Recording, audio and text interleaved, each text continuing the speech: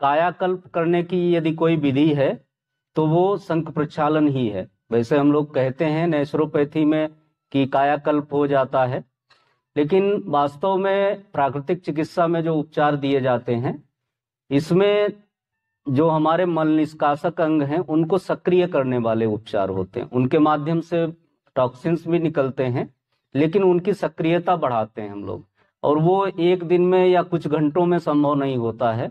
उसके लिए कम से कम 1 सप्ताह 10 दिन का समय चाहिए होता है। लेकिन कम समय में और पूरी तरह से कायाकल्प करना है तो शंख प्रक्षालन जैसी अन्य कोई क्रिया नहीं है। शंख प्रक्षालन के विषय में जैसा नाम से स्पष्ट है, जैसे शंख में ऊपर से पानी डालते हैं और वो घूमता हुआ नीचे से निकलता है, उसी तरह से शंख प्रक्षालन क्रिया में हम लोग पानी पीकर कुछ आसन करते हैं। 5 आसन निर्धारित किए गए हैं योग में, उनको किया जाता है। और उन आसनों के प्रभाव से हमारे शरीर में जो बॉल्व हैं, एक आमाशय के अंतिम सिरे पर बॉल्व है, उसके बाद छोटी आंत के अंतिम सिरे पर है, और अंतिम जो बॉल्व है वो बड़ी आंत के अंतिम सिरे पर है। इस क्रिया से जब हम आसन करते हैं पानी पीकर तो वो बॉल्व खुल जाते हैं। तो आमाशय का बॉल्व खुल गया तो छोटी आंत में पानी प्रवेश कर गया। छोटी आंत होती है करीब 18 से 20 फीट लंबी, तो पूरी छोटी आंत में 18-20 फीट का सफर तय करने के बाद वो पानी जैसे ही बड़ी आंत में पहुंचता है तो वहां का बॉल्व खुल जाता है। फिर बड़ी आंत में जो मल है उनको ढीला करता है वो पानी, और फिर आगे जब बढ़ता है तो जो मल द्वार पे जो बॉल्व हैं हमारे वो खुलते हैं और हमें प्रेशर महसूस होता है, शौच के लिए फिर जाना होता है। उसके बाद लौट कर आते हैं, फिर 2 गिलास पानी पीते हैं, फिर 5 बार 8 बार पांचों आसन करते हैं। उसके बाद में फिर से प्रेशर बनता है और पुनः जाना पड़ता है। तो इस तरह से इस प्रक्रिया में 8 बार अधिकतम जाना होता है। लेकिन इन 8 बार करने में स्थिति ऐसी हो जाती है कि जैसा साफ पानी पिया जाता है वैसा ही साफ पानी पूरे सिस्टम की धुलाई करते हुए बाहर निकलता है। तो स्थूल मल पहले निकलेंगे, फिर मल मिला हुआ पानी पीला पानी निकलेगा। उसके बाद जब पूरी तरह से मल निकल जाएगा और क्लीन हो जाएगी हमारी आंत, तो फिर साफ शुद्ध पानी निकलेगा। वो इस बात का प्रमाण है कि अब हमारे शरीर में कोई विजातीय तत्व नहीं रहे, पूरी तरह से उनकी सफाई हो गई है। प्रारंभ में ये हो सकता है कि पहली बार में प्रेशर ना बने, लेकिन 2 गिलास पानी पीकर 8 बार पांचों आसनों को करने के बाद शौच के लिए जाना है। शौच आए या ना आए ये महत्वपूर्ण नहीं है, लेकिन शौचालय में जाकर बैठना ये क्रिया के साथ सम्मिलित है। 5 आसनों के बाद में शौच के लिए जाना ही है, बैठना है 2 मिनट, फिर वापस आकर 2 गिलास पानी पीकर रिपीट करना है। तो किसी किसी को तो दूसरे राउंड में ही शुरू हो जाएगा प्रेशर, किसी को हो सकता है तीसरे या चौथे राउंड में शुरू हो। तो ये व्यक्ति विशेष पर निर्भर है, इसके लिए तुलना नहीं करें किसी दूसरे से अपनी, और पूरे मनोयोग से अभ्यास को करते जाएं। लेकिन ये निश्चित है कि तीसरी बार अधिकतम चौथी बार में मल निकलना शुरू हो जाएगा पानी के साथ। इसके पश्चात जब क्रिया पूर्ण हो जाती है तो कुंजल क्रिया करते हैं। ये पूरक क्रियाएं हैं। शंख प्रक्षालन के बाद कुंजल क्रिया और जल नेति क्रिया। तो कुंजल क्रिया में क्या करते हैं कि पानी पीकर भरपेट पानी पीते हैं और फिर उसे वोमिट कर देते हैं, तो वो कुंजल क्रिया कहलाती है। इससे आमाशय में जो रह गया है, जो एसिड रह गए हैं, कफ रह गया है, वो भी बाहर निकल जाता है। आंत तो हमारी पहले ही साफ हो चुकी होती हैं, छोटी आंत बड़ी आंत, आमाशय बाद में सफाई हो जाती है। और जल नेति क्रिया जिसमें एक नासिका से पानी डालते हैं, दूसरे से बाहर निकलता है। तो इस क्रिया को पूरक के रूप में करते हैं। इसके बाद में 45 मिनट तक विश्राम करना होता है। 45 मिनट ना तो आप इस क्रिया को करने के बाद में स्नान करेंगे, ना पंखे की हवा में जाएंगे या खुली हवा में जाएंगे। विश्राम करेंगे ऐसी जगह पर जहां पर कोई डायरेक्ट हवा ना लगे शरीर को। लेकिन ये ध्यान रखेंगे कि सोना नहीं है, हालांकि नींद आएगी क्योंकि थकान हो जाती है। 8-8 बार पांचों आसनों को रिपीट करते हैं, और अगर 8 बार पूरा हो गया तो 320 बार आसनों को हम दोहरा लेते हैं। तो इस पूरे प्रक्रिया में शरीर थक भी जाता है और अंत में नींद आती है, लेकिन सोना नहीं है। यदि आप सोएंगे तो हो सकता है सिर दर्द या शरीर में अन्य कहीं दर्द उत्पन्न हो जाए। तो 45 मिनट तक विश्राम करना है, चाहे लेट कर करें या बैठ कर करें, लेकिन सोए नहीं। फिर 45 मिनट के उपरांत खिचड़ी दी जाएगी खाने के लिए, जिसमें कम से कम 50 ग्राम घी रहेगा गाय का। वो घी इसलिए दिया जाता है कि जब हम इस क्रिया को करते हैं तो टॉक्सिन पहले स्थूल रूप में निकलेंगे, बाद में जैसे जैसे सूक्ष्म होती जाएगी क्रिया, वैसे वैसे हमारे जो इंटरनल ऑर्गन हैं उनमें जो एक सुरक्षात्मक परत होती है, आंतरिक परत होती है एक, वो भी निकल जाती है। क्योंकि पानी नमकीन पानी होता है, ये खुरचने का काम करता है अंदर, तो आमाशय की इंटरनल लेयर, छोटी आंत की, बड़ी आंत की, वो भी निकल जाती है। हालांकि इस लेयर का निर्माण शरीर 2-3 दिन में स्वतः ही कर लेता है, लेकिन तुरंत के तौर पर अस्थायी रूप से उसके निर्माण के लिए हमें लुब्रिकेशन की आवश्यकता होती है। तो उसके लिए फिर घी पर्याप्त मात्रा में खिचड़ी में खाते हैं। क्योंकि पूरा पाचन तंत्र आपका खाली हो चुका होता है, इसलिए भरपेट खाना है। खाने की ज्यादा इच्छा नहीं होगी, लेकिन पूरी तरह से पेट भर लेना है, ताकि हमारा संस्थान भर जाए और जो घी है वो पूरे सिस्टम में पहुंच जाए, तो उसकी एक टेम्परेरी लेयर जो है वो क्रिएट हो जाए अंदर। तो इसलिए पर्याप्त मात्रा में खिचड़ी खानी है। उसके पश्चात 3 घंटे तक विश्राम करेंगे, लेकिन सोएंगे नहीं। अगर 3 घंटे बाद भी सो गए तो भी गड़बड़। उसमें एक अभी हम जो शास्त्रोक्त विधि है वो पढ़कर भी सुनाएंगे आपको, ताकि पूर्ण रूप से आपको विश्वास हो जाए कि जो वास्तव में जो शास्त्र, योग शास्त्र में लिखा है, तो वो जो निर्देश दिए गए हैं, हो सकता है किसी को लगे कि हम ऐसे ही बोल रहे हैं और सो जाएंगे, क्या दिक्कत हो जाएगी। लेकिन जो इसमें वर्णित है वो पढ़ के सुना देंगे तो पूर्ण विश्वास होगा आपको। तो 3 घंटे तक सोना नहीं है और ना तो पानी पीना है। यहाँ क्रिया समाप्त हो जाएगी। उसके बाद में खिचड़ी खाने के बाद भी अगले 3 घंटे तक कोई भी लिक्विड नहीं लेना, आपको पानी भी नहीं लेना। फिर 3 घंटे बाद आप सो सकते हैं, पानी भी ले सकते हैं, और खिचड़ी खाने के 3 घंटे बाद आराम से सो भी सकते हैं। उसके बाद फिर शाम तक विश्राम ही करेंगे, और जो बाहर से हैं वो 5 बजे के करीब अपना निकल भी सकते हैं, जाना चाहें तो इसमें जो 5 आसन किए जाते हैं वो भी आपको काशीराम जी हैं, योगा इंस्ट्रक्टर हैं हमारे, तो ये एक बार डेमो देंगे, उसके बाद हम आपको इसको पढ़ के भी सुनाएंगे। तो ये 5 आसन जो हैं, पहला आसन ताड़ासन होता है, दूसरा तिर्यक ताड़ासन, तीसरा कटी चक्रासन, चौथा आसन तिर्यक भुजंगासन, और 5वां आसन करते हैं उदर कर्षण आसन, उदर कर्षण आसन। तो ये 5 आसन होते हैं, और प्रत्येक आसन को 8 बार करना होता है।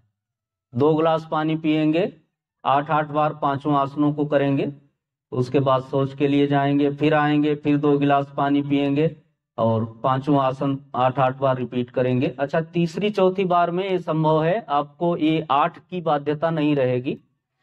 कल तो ऐसा हुआ, यहाँ पर थे एक प्रचारक, तो वो उनका संघ प्रचालन शुरू हुआ और उनकी उम्र है 75 ईयर, और तीसरी बार में उन्हें 3 बार तो सामान्य रूप से शौच आता रहा, लेकिन तीसरी बार के बाद में वो जैसे ही 2 गिलास पानी पीते और तुरंत भागते, तो उसमें उन्हें आसन करने की आवश्यकता नहीं पड़ी, उनके बॉल पूरी तरह से खुल गए। और 2-3 बार ऐसा हुआ, काशीराम जी ने कहा कि अंत में कुंजल करना है, तो कुंजल करने के लिए भरपेट पानी पी लो। तो उन्होंने पानी पिया और कुंजल नहीं हुआ और सीधे शौचालय भागे। तो बाद में कुंजल के लिए पानी नहीं पिलाया, इन्होंने कहा कि अब जो भी आपके आमाशय में है ऐसे ही जाके वोमिट कर दो, क्योंकि पानी पियोगे फिर भागना पड़ेगा आपको। तो ये आवश्यक नहीं है कि आपको अंत तक 8-8 बार करना पड़े, ये 3-4 बार मेहनत करनी होगी, उसके बाद स्वतः ही बॉल खुल जाएंगे और आसानी से मल निष्कासन होता रहेगा। तो पहला आसन है ताड़ासन, इसमें दोनों पैरों को जोड़ लेते हैं, उंगलियों को इंटरलॉक करके हथेलियों को सिर पर रखेंगे, श्वास भरते हुए पूरे शरीर को ऊपर की ओर स्ट्रेच करेंगे, पंजों के बल खड़े होंगे, दृष्टि सामने की ओर रहे या आप ऊपर की ओर, अगर बैलेंस बनता है तो हथेलियों की ओर। फिर श्वास छोड़ते हुए नीचे आए। तो इससे पूरे शरीर को स्ट्रेच करते हैं ऊपर की ओर। साधारण आसन है, सभी लोग कर सकते हैं। इसी आसन को 5 बार रिपीट करेंगे, 8 बार प्रारंभ में। इसके बाद में होगा तिर्यक ताड़ासन। इसमें भी पैरों के बीच थोड़ा सा गैप रखें, ज्यादा नहीं रखेंगे, और पहले की तरह उंगलियों को इंटरलॉक करके हाथों को ऊपर सीधा करेंगे। श्वास भरते हुए राइट साइड झुकिए, श्वास छोड़ते हुए थोड़ा सा रुकेंगे कुछ सेकंड, फिर श्वास छोड़ते हुए वापस आएंगे, फिर श्वास भरते हुए लेफ्ट साइड झुकेंगे,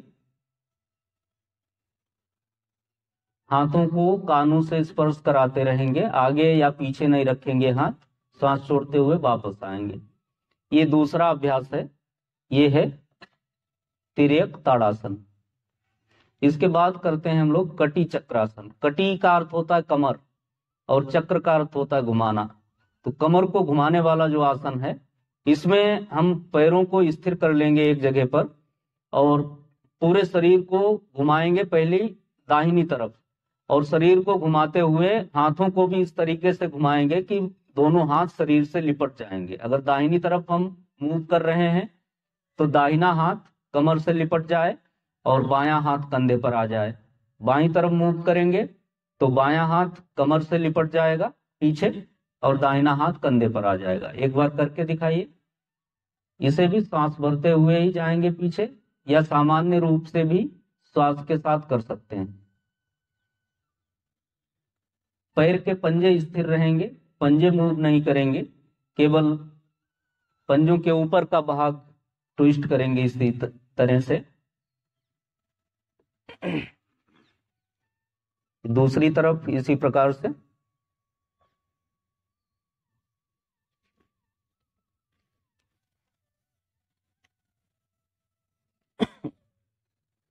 ये तीसरा आसन था। चौथा आसन होगा तिर्यक भुजंगासन। इसे लेट कर करते हैं, पेट के बल लेट जाएंगे, दोनों हथेलियों को कंधों के नीचे, पैरों को जोड़कर रखें या थोड़ा सा गैप भी रख सकते हैं पैरों में। श्वास भरते हुए हाथों को बिल्कुल सीधा कर देंगे, कमर से ऊपर का हिस्सा उठाएंगे और दाहिनी तरफ से मुड़कर बाएं पैर की एड़ी को देखने का प्रयास करेंगे। कुछ सेकंड इसी स्थिति में रुकेंगे, उसके बाद श्वास छोड़ते हुए वापस आएंगे, नीचे जाएंगे और पुनः इसी अभ्यास को दोहराते हुए उठेंगे और श्वास भरते हुए लेफ्ट साइड। अब हम अपनी दाहिनी एड़ी को देखने का प्रयास करेंगे। तो इस प्रकार से तिर्यक भुजंगासन होगा। इसके बाद जो 5वां आसन होगा वो होगा उदरकर्षण आसन। इसमें हम बैठ जाएंगे अपने, जैसे शौच के लिए इंडियन टॉयलेट में बैठते हैं उस स्थिति में बैठेंगे, दोनों हथेलियों को घुटनों पर रख लेंगे। अब हम अपने दाहिने पैर को मोड़कर बाएं पैर के पंजे से स्पर्श कराएंगे और सिर को, जो पैर खड़ा है आपका, उसी तरफ घुमाएंगे, पीछे की ओर देखेंगे। तो इससे आपके बड़ी आंत पर पूरा दबाव आएगा।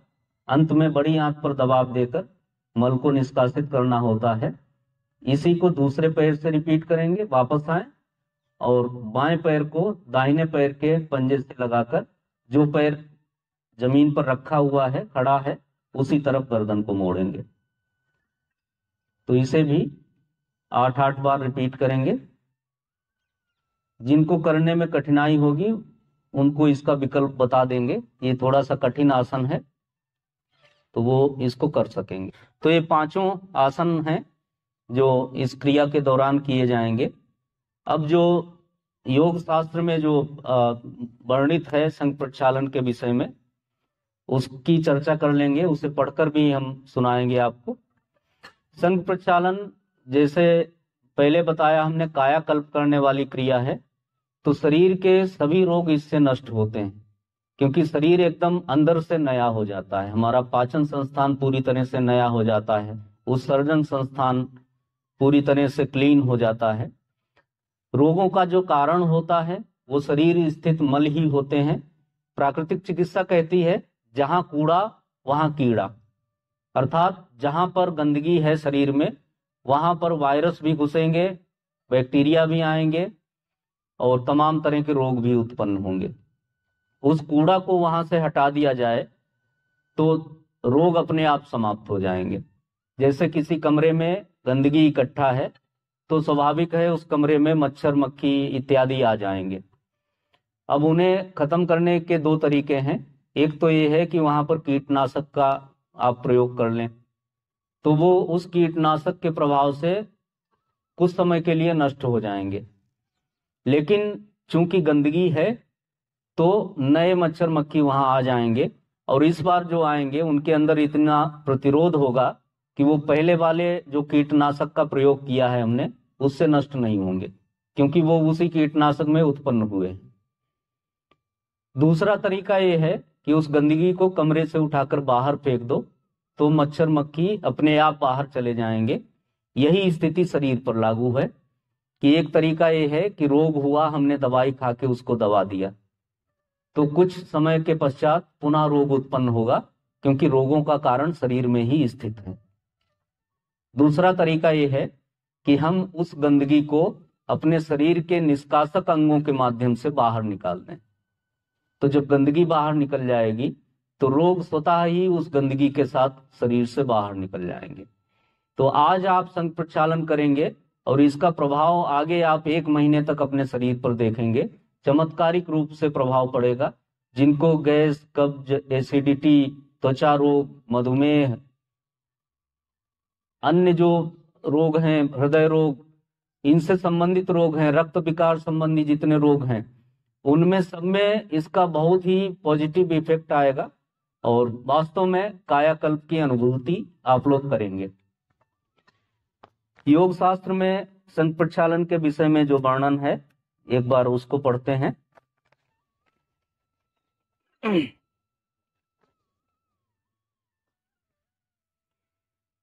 संघ प्रक्षालन एक ऐसी क्रिया का नाम है जो मुख से लेकर गुदा द्वार तक संपूर्ण आहार नलिका को साफ करती है व सक्रिय बनाती है।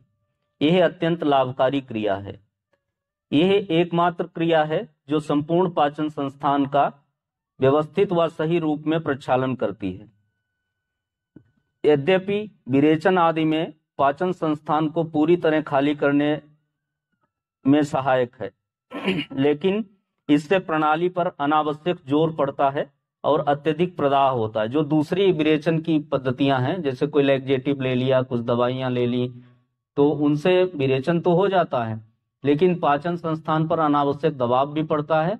दूसरे धुलाई नहीं हो पाती उनसे, मल तो निकल जाता है, लेकिन बाद में जो धोने की प्रक्रिया है हमारे सिस्टम की वो नहीं हो पाती है, जो विरेचक औषधियां हैं उनसे।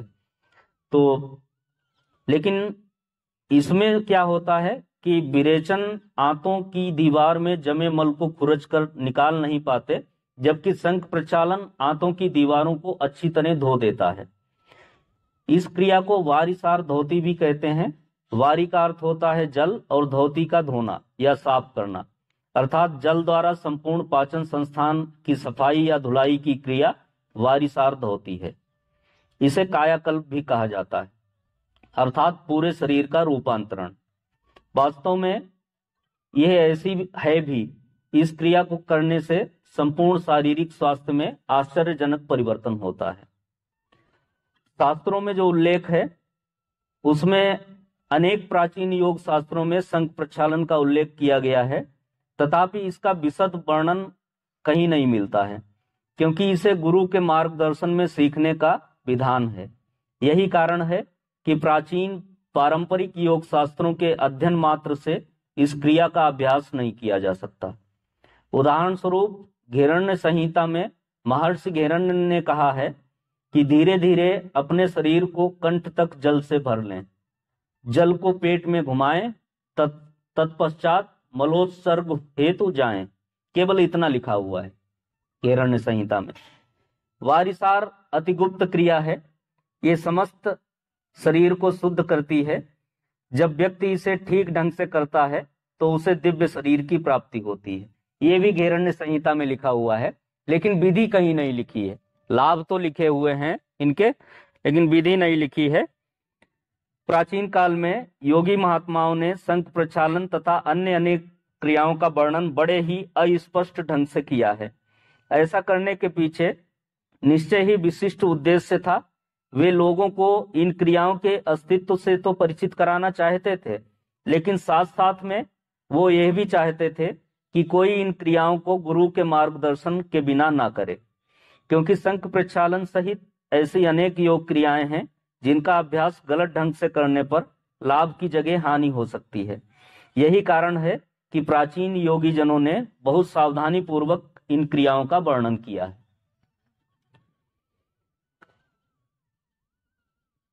इसमें ऐसा लिखा हुआ है कि हम आशा करते हैं कि आप गुरु या योग्य मार्गदर्शक की महत्ता को समझते हुए इस क्रिया का अभ्यास उनके मार्गदर्शन में ही करेंगे।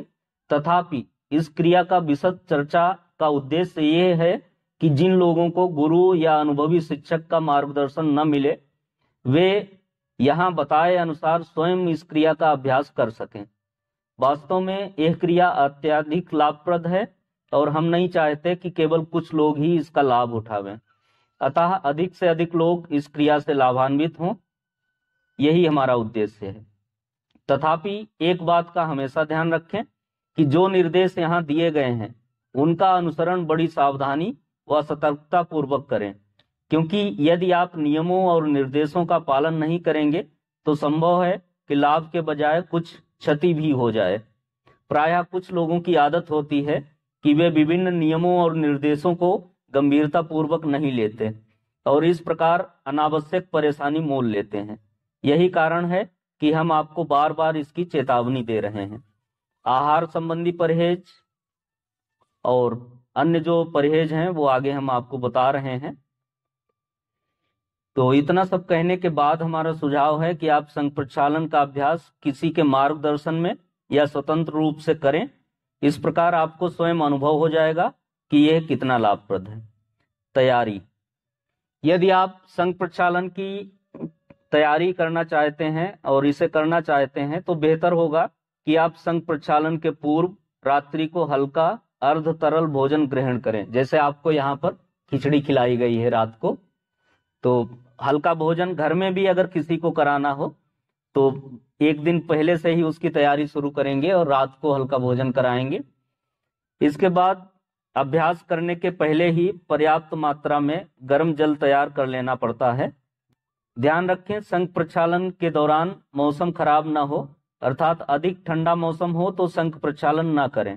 यदि आप ठंडे प्रदेश में निवास करते हैं तो शंख प्रक्षालन गर्मी के मौसम में करें, क्योंकि ठंडे मौसम में शंख प्रक्षालन करने से आमाशय व आंतें ठंड से प्रभावित हो सकती हैं। ठीक इसी प्रकार यदि मौसम अधिक गर्म है तो भी शंख प्रक्षालन न करें। शंख प्रक्षालन के लिए जो बताया गया है वो ये कहा गया है कि जब संधि काल होता है दो मौसमों का, उस दौरान शंख प्रक्षालन करना सर्वाधिक उपयुक्त है। कि जैसे जब गर्मी से सर्दी में प्रवेश कर रहे हों, सर्दी के मौसम में, या सर्दी के मौसम में जब हम ग्रीष्म ऋतु में प्रवेश कर रहे हों, उस समय इसको करना सबसे अच्छा है, क्योंकि उस समय हमारे शरीर में भी परिवर्तन होते हैं। शरीर में जो टॉक्सिन है उनको भी निकालने का प्रयास करता है हमारा शरीर। तो उस दौरान यदि हम शंख प्रक्षालन कर लेंगे तो वो शरीर के कार्य में सहयोग हो जाएगा और शरीर पूरी तरह से स्वच्छ हो जाएगा अंदर से। स्थान एवं वातावरण: शंख प्रक्षालन खुले स्थान में अर्थात अपने घर के बगीचे, आंगन या बरामदे में करना उत्तम है, क्योंकि इन स्थानों पर अभ्यास के दौरान आपको शुद्ध वायु मिलती रहेगी। ध्यान रखें, जहां पर आप शंख प्रक्षालन कर रहे हैं वहां से शौचालय ज्यादा दूर नहीं हो, क्योंकि शंख प्रक्षालन के दौरान आपको बार बार शौच हेतु दौड़ना पड़ेगा। यहाँ पर 10 शौचालय हैं, नंबर पड़े हुए हैं 13, 14, 15 इंडियन है और 16, 17, 18 ये वेस्टर्न है। और इधर साइड में 1 नंबर वेस्टर्न है, 2 नंबर इंडियन है, 3 नंबर वेस्टर्न है और 4 नंबर इंडियन है। तो इस तरह से 10 टॉयलेट हैं। आप अपना नंबर चूज कर लेना और उसी में जाना बार बार, ताकि हाइजीन भी बनी रहे और आपको कोई असुविधा ना हो। समय, संघ प्रक्षालन के लिए 2 दिन का समय निकालना पड़ता है। इसमें से केवल 3-4 घंटे अभ्यास को पूरा करने में लगते हैं। शेष समय शरीर व मन को पर्याप्त विश्राम देने हेतु जरूरी है। अतः यदि आप 2 दिन का समय नहीं निकाल सकते तो संघ प्रक्षालन ना करें। ऐसी परिस्थिति में तब तक इंतजार करें जब तक कि 2 दिन की पूर्ण छुट्टी ना मिले। इस दौरान बदले में लघु संघ प्रक्षालन कर सकते हैं। साधारणतः संघ प्रक्षालन प्रारंभ करने हेतु सुबह 7 बजे का समय उत्तम है, लेकिन ये मौसम आदि पर निर्भर करता है। अभ्यास, 2 गिलास गुनगुना नमकीन जल यथाशीघ्र पिएं। जल्दी जल्दी पिएंगे, धीरे पीने से पानी जो है वो पच जाएगा, उसे जहां पर हम ले जाना चाहते हैं वहां नहीं पहुंचेगा। तो इसलिए शीघ्रता से पिएंगे 2 गिलास गुनगुना पानी। यदि नमकीन जल पीने में कठिनाई महसूस हो तो कल्पना करें कि आप चाय पी रहे हैं। यद्यपि ऐसा करना थोड़ा कठिन है, लेकिन ध्यान रखें आपको जल चुस्की लेकर नहीं वरन शीघ्रता पूर्वक गटकना है। यदि आप धीरे धीरे चुस्की लेकर जल पिएंगे तो दिन भर लगेगा आपको संघ प्रक्षालन करने में।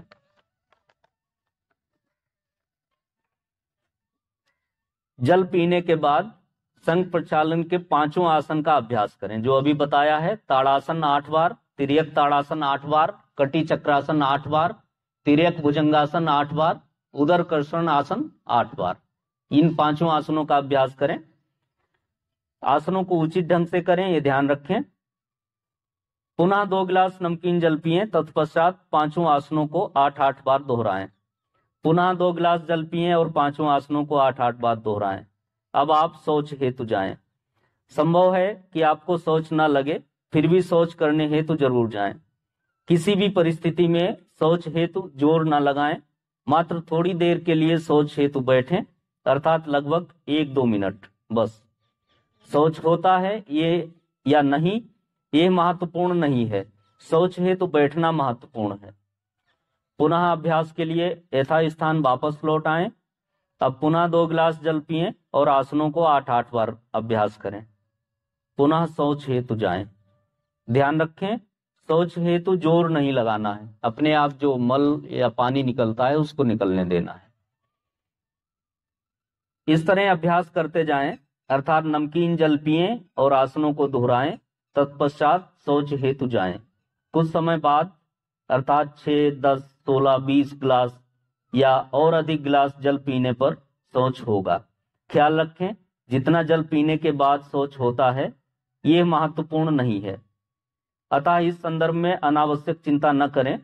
सहज शौच हेतु कुछ लोगों को अन्य लोगों की अपेक्षा ज्यादा जल पीना पड़ता है, अतः अपनी तुलना दूसरों से न करें, उन्हें अपना अभ्यास करने दें। यदि प्रथम शौच हेतु या अभ्यास पूर्ण करने हेतु अन्य लोगों की अपेक्षा बहुत ज्यादा समय लगता है तब भी चिंता न करें। संभवतः प्रथम शौच के दौरान केवल ठोस मल बाहर आए, अतः जल पीना निरंतर जारी रखें और आसन करते जाएं। इस तरह कुछ समय बाद आप देखेंगे कि प्रत्येक शौच के दौरान जल व मल का मिश्रण निष्कासित हो रहा है। जल पीना और आसन करना जारी रखें। जैसे जैसे आप अभ्यास में प्रगति करते जाएंगे आप देखेंगे कि शौच में मल की मात्रा कम व जल की मात्रा अधिक होती जा रही है।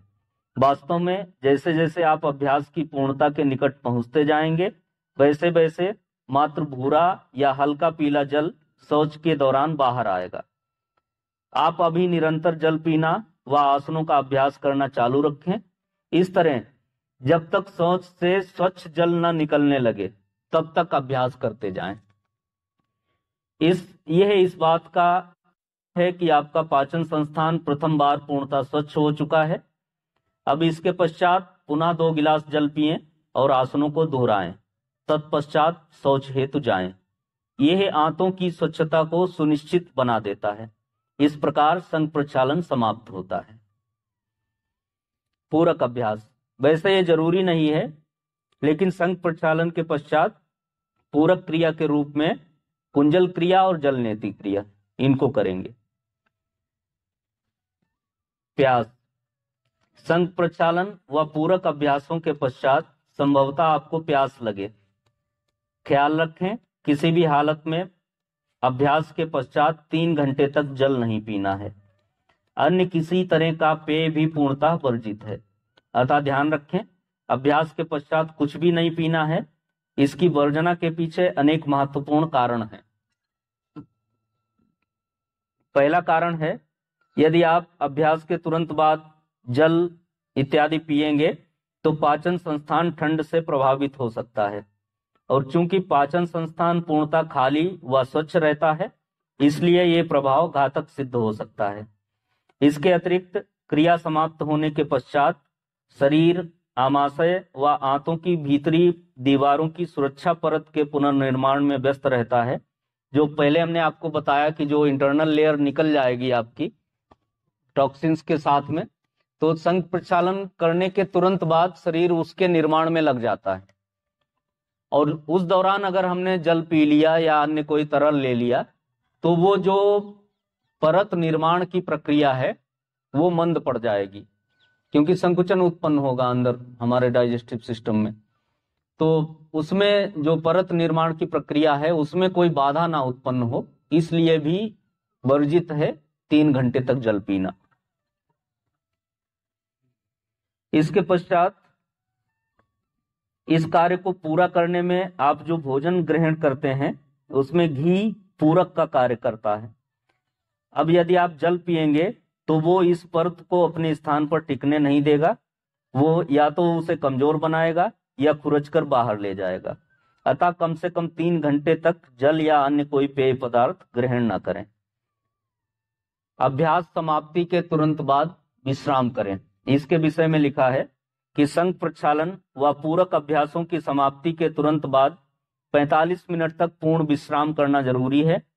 ख्याल रखें, आपको सोना नहीं है, मात्र विश्रामदायक स्थिति में बैठना है। यदि आप चाहें तो लेट सकते हैं, लेकिन उस स्थिति में सोना नहीं है। यदि आप सो जाते हैं तो संभव है आपको सिर में दर्द हो। विश्राम का यह सीमित समय बहुत महत्व रखता है, क्योंकि इस दौरान पहली बार पूरे पाचन संस्थान को वास्तविक व उचित विश्राम मिलता है। क्योंकि जब वो भोजन को पचाने का कार्य नहीं भी करता है, तब भी वो इस दौरान कूड़ा करकट दूषित तथा अनावश्यक पदार्थों को उत्सर्जित करने का कार्य करता रहता है। केवल ये 45 मिनट का समय ऐसा होता है जब पाचन संस्थान को पूर्ण विश्राम मिलता है और वो स्वयं को पुनः शक्तिशाली बना लेता है। संभव है इन 45 मिनट में आपको फिर से सोच लगे। इस संदर्भ में चिंतित ना हो, यह अति साधारण बात है और ऐसा होता भी है कि जब आप विश्राम करेंगे तो बिना कुछ पानी पिए या आसन किए आपको सोच आएगा, और जब भी फीलिंग हो तो फिर तुरंत जाएंगे, रोकेंगे नहीं उसको। भोजन की विशेष तैयारी वो तो आपको पता ही है। दाल व चावल को अच्छी तरह नरम होने तक जल में पकाएं।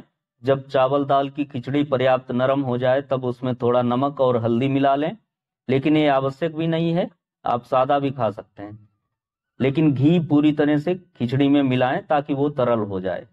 पूरे पाचन संस्थान की ओवर ऑयलिंग हेतु ये विशेष भोजन अर्थात खिचड़ी और घी निहायत जरूरी है। हमें हमेशा ख्याल रखें, संघ प्रक्षालन न केवल पाचन संस्थान की गंदगियों को दूर करता है, वरन आंतों की दीवारों पर जो प्राकृतिक श्लेष्मा परत होती है उसे भी दूर कर देता है। इस प्रकार संघ प्रक्षालन के पश्चात आमाशय व आंतों की दीवारें पूर्णतः अनावृत हो जाती हैं। इसलिए श्लेष्मा की प्राकृतिक सुरक्षा परत का अस्थायी स्थापन जरूरी हो जाता है। यही कारण है कि खिचड़ी में पर्याप्त मात्रा में घी मिलाने का सुझाव दिया जाता है। हालांकि यही सब लिखा है इसमें भी कि शरीर श्लेष्मा परत निर्मित कर लेता है कुछ समय पश्चात, लेकिन तब तक के लिए घी की अस्थायी परत इस कमी को पूरा करती है। भोजन कब करें? संघ प्रक्षालन के पश्चात 45 मिनट तक विश्राम करें और तत्पश्चात खिचड़ी ग्रहण करें। जब संघ प्रक्षालन करने वालों की संख्या एक से अधिक होती है तब निश्चय ही उनका अभ्यास भिन्न भिन्न समय में पूरा होगा। तो आप लोग भी ध्यान रखेंगे, जिनका पहले हो जाएगा वो विश्राम कर लेंगे और चले जाएंगे वहां पर अपने गेस्ट हाउस में, और वहां कैंटीन में व्यवस्था है भोजन की, तो 45 मिनट बाद उसको ग्रहण कर लेंगे, फिर अपने कक्ष में ही विश्राम करेंगे। भोजनोपरांत विश्राम। भोजन के पश्चात पुनः विश्राम करें। ख्याल रखें, भोजन के बाद कम से कम 3 घंटे सोना नहीं है। वैसे निश्चय ही सोने की इच्छा होगी, लेकिन न सोने का प्रयत्न करें। यदि आप सोएंगे तो बदले में भुगतना आपको ही पड़ेगा। उदाहरण के लिए, एक व्यक्ति ने जब प्रथम बार संघ प्रक्षालन किया तो बार बार बताने के बाद भी वो अपनी नींद को नियंत्रित नहीं कर पाया और भोजन के 5 मिनट उपरांत सो गया। वो केवल 2-4 घंटे नहीं सोया, वरन दोपहर के बाद पूरा दिन, पूरी रात और अगले दिन दोपहर तक सोता रहा, 24 घंटे। और इसके बाद भी वो स्वयं नहीं जागा, वरन जब किसी ने उसे जगाया तब कहीं जाकर जागा। वो जागना नहीं चाहता था बल्कि और सोना चाहता था, इसलिए उसने दिन भर कुछ नहीं किया और आलस्य व तंद्रा से अभिभूत पड़ा रहा। निसंदेह यह एक व्यक्ति के अनुभव की कथा है। ऐसे ही अलग अलग लोगों को अलग अलग अनुभव होते हैं। हम कुछ और लोगों को भी जानते हैं जिन्हें सोने की सख्त हिदायत दी गई, फिर भी वो सो गए और जागने के बाद उन्हें आलस्य, तंद्रा व शारीरिक पीड़ा का अनुभव हुआ। यह अनुभव केवल एक दिन तक सीमित न था, वरन कुछ दिनों तक बना रहा। कहने का तात्पर्य है कि संघ प्रक्षालन के पश्चात असामयिक निद्रा से दीर्घकालीन शारीरिक आलस्य पैदा हो जाता है।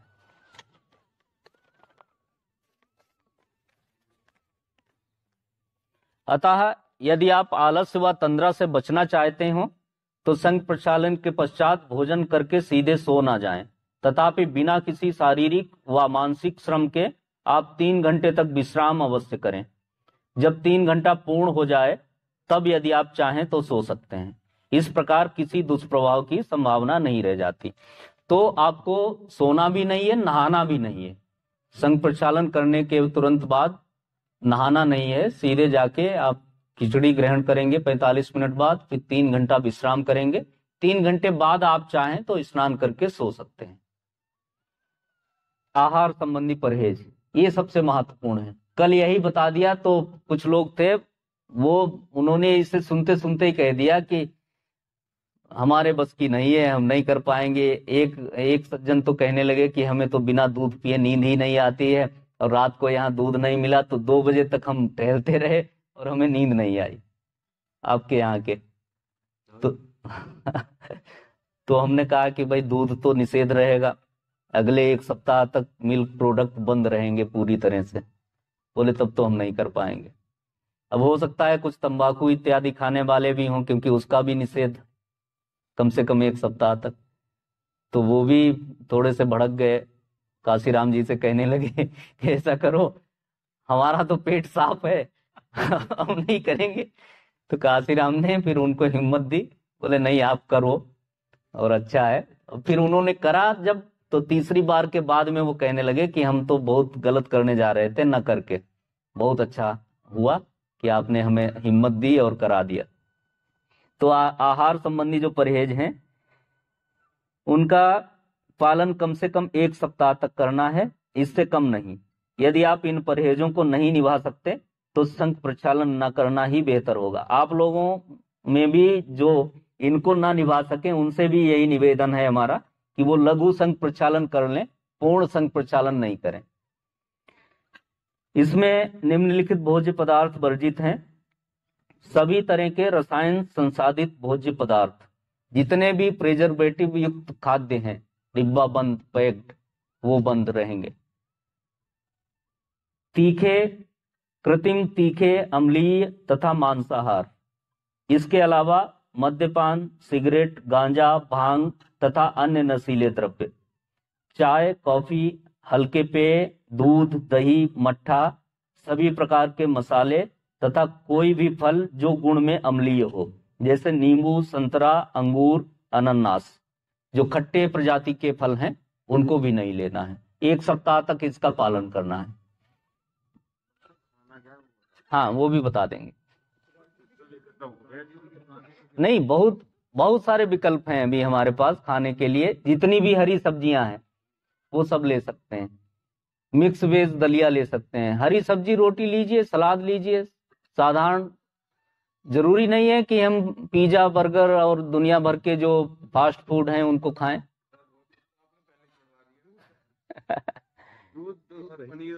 हाँ, 1 सप्ताह के लिए, क्योंकि उस समय यदि आप मिल्क प्रोटीन ले लेंगे तो शरीर जो अंतर निर्माण कर रहा है स्वच्छता के बाद में, उसके कार्य में बाधा उत्पन्न हो जाएगी। क्योंकि प्रोटीन को पचाने के लिए बहुत सारी ऊर्जा चाहिए, बहुत सारे पाचक रस चाहिए, तो फिर वो निकालने में ही शरीर लगा रहेगा। शरीर का जो अंदर से जो निर्माण करना है उसको पुनः कायाकल्प करने के बाद में वो प्रक्रिया रुक जाएगी।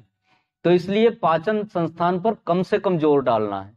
खट्टे फलों का निषेध इसलिए है कि खट्टे फल एक तरह से अंदर जाके खराश पैदा करते हैं, वो भी शोधक होते हैं। नींबू अपने आप में बहुत बड़ा शोधक है। नींबू पानी पीने से शरीर शुद्ध होता है निश्चित रूप से, लेकिन चूंकि उसमें खट्टापन होता है तो वो अंदर जो हमारे इंटरनल ऑर्गन हैं उनकी दीवारों पे खराश पैदा करता है। और आपने ऑलरेडी खराश पैदा कर ली संघ प्रक्षालन करके, अब उसको रिपेयर करना है शरीर को, तो और अधिक खराश ना आए उस पे, इसलिए खट्टे फल वर्जित हैं संघ प्रक्षालन करने के बाद में। तो हरी सब्जियां खाइए, फल खाइए। अन्य फल हैं, सेब है, पपीता है, इस समय जो आ रहे हैं, तरबूज भी अभी आ रहा है, वो भी ले सकते हैं। कल नहीं, वो भी मिल्क प्रोडक्ट है। अमरूद भी ले सकते हैं।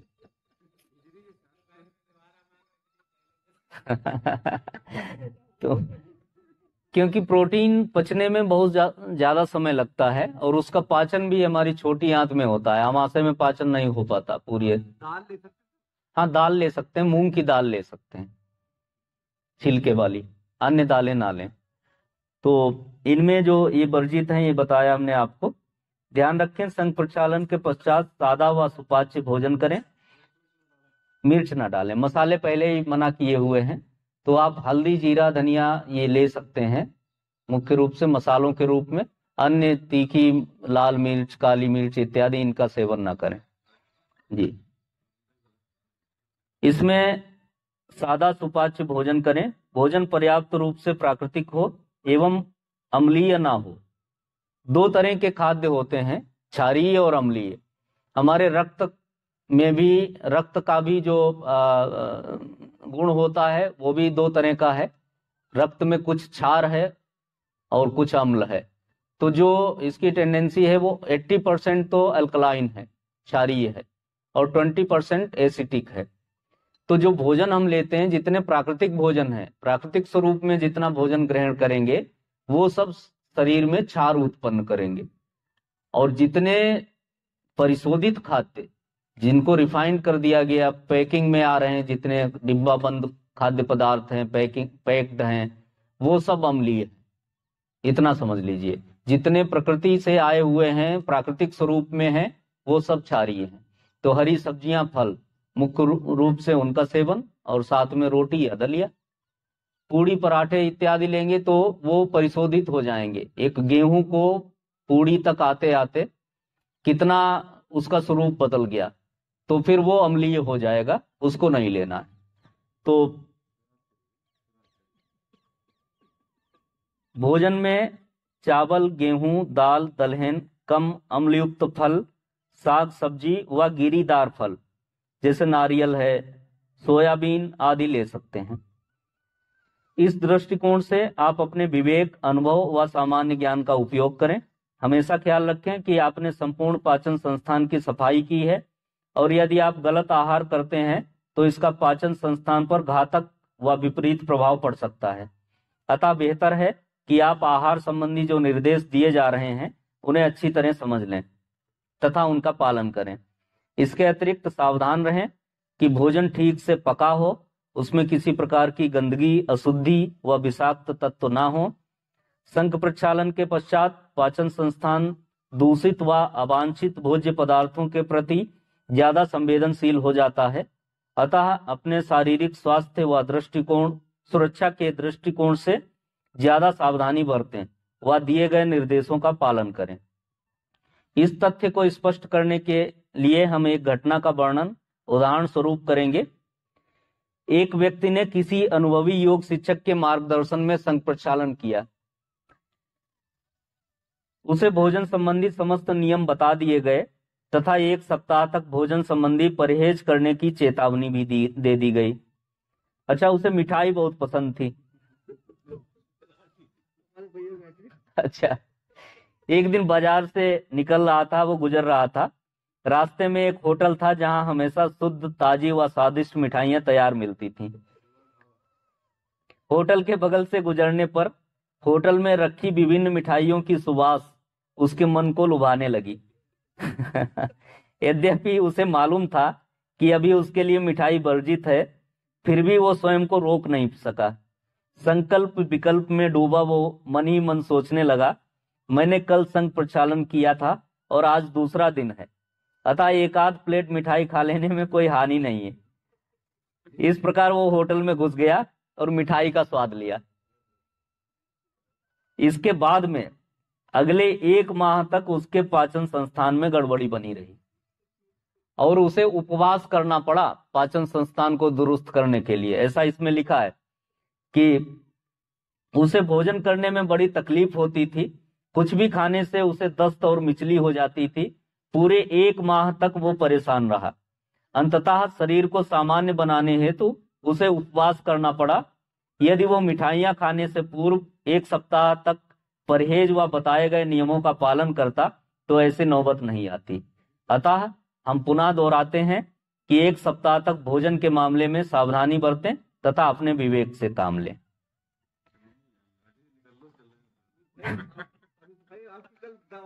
एक और अन्य तथ्यपूर्ण बात यह है कि संक प्रक्षालन करने का उद्देश्य पाचन संस्थान में संग्रहित विषाक्त तथा अनावश्यक पदार्थों को उत्सर्जित करना है।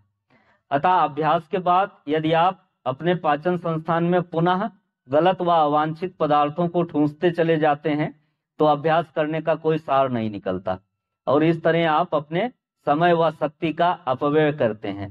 अतः यदि आप संक प्रक्षालन से अधिकतम लाभान्वित होना चाहते हैं तो आहार संबंधी परहेजों और नियमों का पालन करना जरूरी है, और यदि आप नियमों का पालन नहीं कर सकते तो आपसे विनम्र निवेदन है कि आप लघु संक प्रक्षालन कर लें, उसके बाद में कोई भी परहेज ना करें तो भी चलेगा, पूर्ण संक प्रक्षालन नहीं करें। और यदि पूरी तरह से शारीरिक लाभ लेना है तो फिर उसके लिए आप सभी लोग आए ही हैं तो अवश्य करिए इसे। चेतावनी है कि संक प्रक्षालन के नियम अति व्यापक हैं, प्रत्येक नियम के पीछे अनेक औचित्य हैं, अतः उनकी उपेक्षा नहीं करनी है। यदि आप किसी नियम की उपेक्षा करते हैं तो उससे नुकसानदेह परिणाम प्राप्त हो सकते हैं और यह अति खेदजनक घटना होगी। आवृत्ति, संक प्रक्षालन दोबारा अगर किया जाए तो कितने दिन बाद कर सकते हैं, इसके विषय में दिया है कि यह अति जटिल प्रक्रिया है, अतः सामान्यतः इसका अभ्यास 1 वर्ष में 2 बार से अधिक नहीं किया जाना चाहिए। अर्थात 2 संक प्रक्षालन क्रियाओं के मध्य में 6 माह का अंतराल होना चाहिए।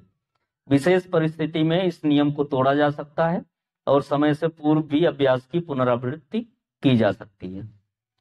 सीमाएं, इस क्रिया का अभ्यास पेप्टिक व ड्यूडेनल अल्सर से ग्रस्त व्यक्तियों को नहीं करना चाहिए। जिनको पेप्टिक अल्सर होता है, आमाशय में घाव हो जाता है, जिनके ड्यूडेनम में घाव हो जाता है, उनको नहीं करना है। और जो उच्च रक्तस्राव से पीड़ित हैं उन्हें अकेले इस क्रिया का अभ्यास नहीं करना है, किसी अनुभवी योग शिक्षक का मार्गदर्शन व सलाह लेनी है। अब अंत में लाभ पर आते हैं ताकि आपकी जो उत्सुकता है वो बनी रहे और आप इसको करने के लिए और प्रेरित हो सके। संक प्रक्षालन संपूर्ण शरीर को शुद्ध करता है, ऐसी कोई दूसरी विधि या औषधि नहीं है। दीर्घकालीन उपवास के अतिरिक्त अन्य कोई ऐसी औषधि नहीं है जो शरीर को पूर्ण रूप से शुद्ध कर सके, संघ प्रक्षालन के अतिरिक्त, जो पहले भी बताया है हमने। अनेक रोगों का प्रत्यक्ष अथवा परोक्ष संबंध आंत में संग्रहित दूषित व विषाक्त पदार्थों से है। इस संग्रह के परिणाम स्वरूप रक्त अशुद्ध हो जाता है और उसका प्रभाव संपूर्ण शरीर पर दृष्टिगोचर होता है। संघ प्रक्षालन पाचन प्रणाली में निहित दूषित व विषाक्त पदार्थों का उत्सर्जन करता है। इस प्रकार वो रक्त को शुद्ध करने में सहायता करता है। इसके परिणाम स्वरूप स्वास्थ्य में विशेष सुधार होता है। अनेक रोगों के निराकरण में भी सहयोग मिलता है, विशेष रूप से मधुमेह, अति अम्लीयता बोलते हैं हाइपर एसिडिटी को, कब्ज, पेचिस तथा अशुद्ध रक्त से संबंधित अनेक रोग तथा चर्म रोग, फोड़े, फुंसी, मुहासे एवं बवासीर आदि में लाभ होता है। साधारण तौर से जो लोग स्वस्थ हैं वे भी संघ प्रक्षालन कर सकते हैं, इससे उनके स्वास्थ्य में वृद्धि होगी। इस प्रकार वे जीवन को ज्यादा हल्कापन, प्रसन्नता व प्रफुल्लता का अनुभव करेंगे। इसके अतिरिक्त तीक्ष्ण बुद्धि के विकास में भी सहायता मिलती है। तो ये पूरा विवरण था संघ प्रक्षालन का। आप सभी को संघ प्रक्षालन करने के लिए बहुत बहुत शुभकामनाएं। सभी लोग अभी प्रारंभ करेंगे और सफलतापूर्वक इसको संपन्न करेंगे, इसके लिए बहुत बहुत शुभकामनाएं। और आप सभी पूरे मनोयोग से करें और जो नियम बताए गए हैं उनका पूरी तरह से पालन करने का प्रयास करें।